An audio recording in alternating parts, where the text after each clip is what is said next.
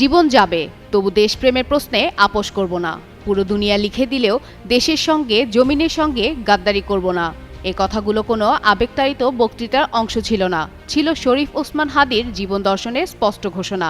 গুলিবিদ্ধ হওয়ার কয়েকদিন আগেই তিনি জানিয়েছিলেন যে পথে হাঁটছেন তা ভীষণ বিপজ্জনক। তবু ভয়কে পাশ কাটিয়ে তিনি বলেছিলেন, বুকে বা মাথায় গুলি না লাগা পর্যন্ত অতিরিক্ত নিরাপত্তার প্রয়োজন নেই, আর যদি তাকে হত্যা করা হয় তবে যেন সেই হত্যার বিচার হয়।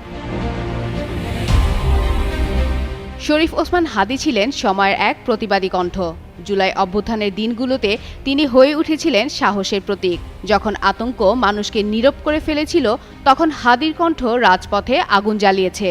মঞ্চে, মাইকের সামনে কিংবা মানুষের ভিড়ে তার কণ্ঠে ছিল দৃঢ়তা, চোখে ছিল অবিচল বিশ্বাস। আর এই বিশ্বাস থেকেই তিনি পরিচিত হন ইনসাফের ফেরিওয়ালা হিসেবে। রাজনীতিকে ক্ষমতার খেলা নয়, ন্যায়ের লড়াই হিসেবে দেখতে চেয়েছিলেন হাদী। তার প্রতিষ্ঠিত ইনকালাব মঞ্চ ছিল নিপীড়িত মানুষের আশ্রয় আর তরুণদের প্রতিবাদের ভাষা।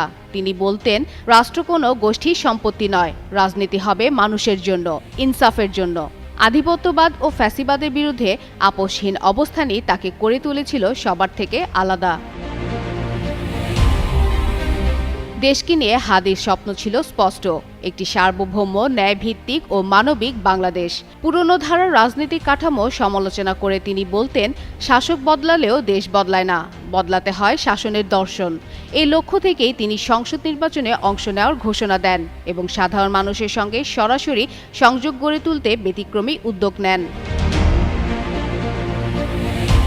শেষ পর্যন্ত সেই সংগ্রামী পথই তাকে মৃত্যুর মুখে ঠেলে দেয়। 12ই ডিসেম্বর পুরনো পল্টনে আতাতুর্কের গুলিতে আহত হয়ে প্রায় এক সপ্তাহ মৃত্যুর সঙ্গে লড়াই শেষে না ফেরা দেশে পাড়ি জমান তিনি।